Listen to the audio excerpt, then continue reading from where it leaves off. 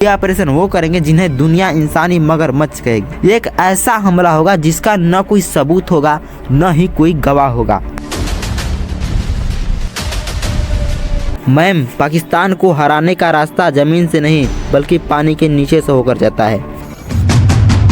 अब्दुल और उनके साथियों को समझ आ गया था कि वो जिस नेवी के लिए लड़ रहे हैं वही उनके अपनों का खून बहा रही है। इन लड़कों को हर रात 8 घंटे पानी के अंदर रहने के लिए मजबूर किया गया। आप सभी देशवासियों को मेरे तरफ से गणतंत्र दिवस की हार्दिक शुभकामनाएं। अगर आप सच्चे देशभक्त होंगे तो इस वीडियो को पूरा देखेंगे। तो चलिए वीडियो को शुरू करते हैं। अप्रैल 1971 की एक बेहद गर्म और खामोश रात, नई दिल्ली के सफदरगंज रोड पर प्रधानमंत्री आवास के बाहर सुरक्षा का पहरा इतना सख्त था कि हवा भी बिना इजाजत के अंदर नहीं जा सकती थी। रात के ठीक 2:15 हो रहे थे। सन्नाटे को चीरती हुई एक काली एम्बेसडर गाड़ी अंदर दाखिल होती है। गाड़ी से उतरते हैं navy chief admiral SM Nanda. उनके हाथ में एक मोटी फाइल की लेदर थी जिस पर लाल अक्षरों से लिखा था टॉप सीक्रेट ऑपरेशन एक्स। कमरे के अंदर पहले से ही प्रधानमंत्री इंदिरा गांधी, राज चीफ RN काओ और कैबिनेट कमेटी ऑन सिक्योरिटी के अहम सदस्य मौजूद थे। एडमिरल नंदा ने फाइल मेज पर रखी। फाइल खोलते ही सामने पूर्वी पाकिस्तान के बंदरगाहों की हाई रेजोल्यूशन तस्वीरें और कुछ गुप्त जासूसी रिपोर्ट थी। काओ साहब ने गहरी आवाज में कहा, मैम, पाकिस्तान को हराने का रास्ता जमीन से नहीं बल्कि पानी के नीचे से होकर जाता है। प्रधानमंत्री की निगाहें उस तस्वीरों पर जमी थी। उन्होंने पूछा, क्या हमारी नेवी वहां तक पहुंच पाएगी? क्या हम अंतर्राष्ट्रीय नियमों का उल्लंघन नहीं करेंगे? एडमिरल नंदा ने जवाब दिया, मैम, ये ऑपरेशन हमारी नेवी के जहाज नहीं करेंगे। ये ऑपरेशन वो करेंगे जिन्हें दुनिया इंसानी मगरमच्छ कहेगी। ये एक ऐसा हमला होगा जिसका न कोई सबूत होगा न ही कोई गवाह होगा। कमरे में भारी सन्नाटा छा गया। कुछ सेकंड बाद प्रधानमंत्री ने धीरे से सिर हिलाया और कहा, ऑपरेशन को हरी झंडी दी जाए। इसी पल 1971 की जंग का सबसे बड़ा और गुप्त अध्याय शुरू हुआ। लेकिन सवाल ये था कि ये इंसानी मगरमच्छ आएंगे कहां से? 29 मार्च 1971 पाकिस्तान की एक नई सबमरीन PNS मंगरो वहां फाइनल टेस्टिंग पर थी। उस सबमरीन पर 8 बंगाली सबमरीनर्स तैयार थे, जिनमें से एक थे अब्दुल वाहिद चौधरी। सबमरीन के अंदर का माहौल तनावपूर्ण था। रेडियो पर पूर्वी पाकिस्तान में हो रहे नरसंहार की खबरें आ रही थी। अब्दुल और उनके साथियों को समझ आ गया था कि वो जिस नेवी के लिए लड़ रहे हैं वही उनके अपनों का खून बहा रही है। एक रात जब पूरा देश सो रहा था, ये 8 जबाज सबमरीन से चुपचाप बाहर निकले और फ्रांस की पहाड़ियों में गायब हो गए। पाकिस्तान ने उनके खिलाफ वारंट जारी कर दिया। उन्हें ढूंढने के लिए IAS और पाकिस्तानी दूतावास ने पूरी ताकत झोंक दी। कई हफ्तों तक ये लोग स्पेन और जिनेवा के रास्ते से होते हुए अपनी पहचान छिपाकर दिल्ली पहुंचे।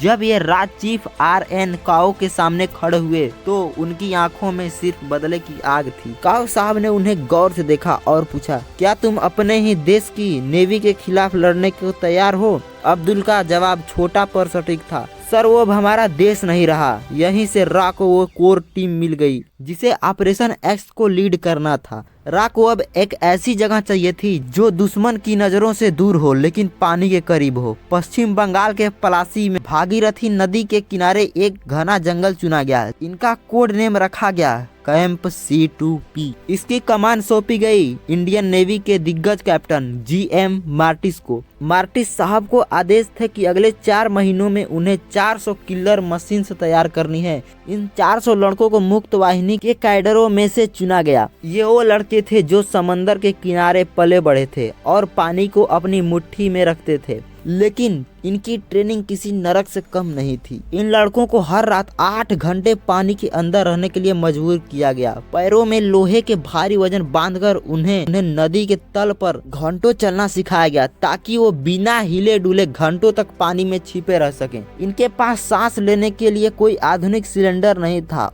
उन्हें दी गई सिर्फ एक पतली बैम्बू रीड, बांस की नली जिससे वो पानी की सतह पर सांस खींच सकते थे। ट्रेनिंग के दौरान कई लड़के बेहोश हुए, कईयों की तबीयत बिगड़ी, लेकिन कैप्टन मार्टिस का एक ही मंत्र था, पानी तुम्हारा दोस्त है और मौत तुम्हारी परछाई। महीनों की ट्रेनिंग के बाद अब बारी थी असली हथियार की। रा ने इटली और अन्य यूरोपीय देशों के जरिए गुप्त रूप से एक हथियार मंगवाया, लिम्पेट माइन। ये 12 से 15 किलो का एक लोहा का डिब्बा था। इसकी खासियत इसके पीछे लगे शक्तिशाली मैग्नेट थे। एक एक्सपर्ट क्लास में इन कमांडोज को समझाया गया कि ये माइन कैसे काम करती है। इसे सिर्फ जहाज के सबसे निचले हिस्से यानी हल पर जाकर चिपकाना था। इसमें एक टाइम फ्यूज लगा होता था, जिसे एक्टिवेट करने के बाद आपके पास वहां से निकलने के लिए सिर्फ 30 से 45 मिनट का समय होता था। लेकिन एक बड़ी चुनौती थी।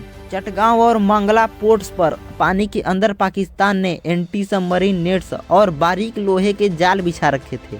इन जालों में अगर कोई गोताखोर फंस जाता तो उसकी मौत निश्चित थी। रा को ये समझ आ गया था कि सीधा हमला संभव नहीं है। उन्हें कुछ ऐसा करना होगा कि पाकिस्तान को कानो कान खबर ना हो। अगस्त 1971 आ चुका था। 400 कमांडोज अलग अलग टोलियों में बंटकर पूर्वी पाकिस्तान की सीमाओं में घुस चुके थे। उनके पास कोई रेडियो सेट नहीं था, कोई वॉकी टॉकी नहीं था। तो यहाँ पर एक प्रॉब्लम क्रिएट हो रही थी। उन्हें हमला कब करना है, इसका सिग्नल उन्हें कैसे मिलेगा। रा ने एक ऐसा मास्टर स्ट्रोक खेला जो आज भी जासूसी की दुनिया में पढ़ा जाता है। तय हुआ कि Akashvani all Indian radio Kolkata के जरिए सिग्नल भेजा जाएगा। 13 अगस्त 1971 रेडियो पर एक गाना बजता है, अमार सोनार बांग्ला। ये उन 400 लड़कों के लिए कोड था कि अपना सामान उठाओ और टारगेट के करीब पहुंचो। अगले दिन यानी 14 अगस्त को पाकिस्तान अपना आज़ादी का जश्न मना रहा था।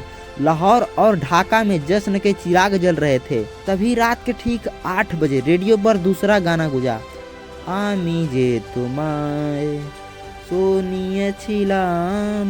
ये गो सिग्नल था। कमांडो समझ गए कि आज कयामत की रात है। रात के 1:30 बजे चटगांव पोर्ट पर ठंडे और काली पानी में अब्दुल वाहिद और उनकी टीम धीरे धीरे अंदर दाखिल हुई। पानी में सर्च लाइट्स की रोशनी नाच रही थी। ऊपर पाकिस्तानी संतरी राइफल लेकर पहरा दे रहे थे। अब्दुल ने देखा कि उनके सामने 10,000 टन का विशालकाय जहाज MV अल अब्बास खड़ा था। उन्होंने अपनी सांस रोकी, बांस की नली छोड़ी और जहाज के हल के तरफ नीचे गोता लगाया। सन्नाटे के बीच एक हल्की सी क्लिक आवाज आई। माइन चिपक चुकी थी। उन्होंने लीवर खींचा और टाइमर शुरू हो गया। यही मंजर पोर्ट पर खड़े 45 से ज्यादा जहाजों के साथ हो रहा था। सुबह के ठीक 4:30 बजे थे। जब सूरज की पहली किरण निकलने वाली ही थी, तभी एक ऐसा धमाका हुआ जिससे पूरा चटगांव शहर बदल गया। एक के बाद एक 45 से ज्यादा धमाकों ने रात के अंधेरे को दिन के उजाले में बदल दिया। MV अल अब्बास, MV ओहर मज्ड जैसे विशाल जहाज लोहे के कबाड़ में तब्दील होकर समंदर की गहराइयों में समाने लगे। पाकिस्तान की नेवी का गर्व और उसकी ऑक्सीजन सप्लाई पूरी तरह कट चुकी थी। बिना किसी बड़े भारतीय युद्धपोत के सिर्फ कुछ इंसानी मछलियों ने पाकिस्तान की नेवी को पंगु बना दिया। इस एक मिशन ने 1971 की जंग के नतीजे तय कर दिए थे। ऑपरेशन एक्स भले ही इतिहास की किताबों से गायब हो, लेकिन ये उस नए भारत की पहली हुंकार थी। वो भारत जो सिर्फ सीमा पर पहरा नहीं देता, बल्कि दुश्मन के घर में उसकी दहलीज के नीचे जाकर प्रलय लाने की ताकत रखता है। दोस्तों, ऑपरेशन एक्स के इन गुमनाम जांबाजों हीरो के बारे में कि क्या राय है, हमें कमेंट में जरूर बताएं। अगर आप ऐसी ही और अनसुनी इतिहास 2D एनिमेटेड कहानियां देखना चाहते हैं तो चैनल को सब्सक्राइब करें। जय हिंद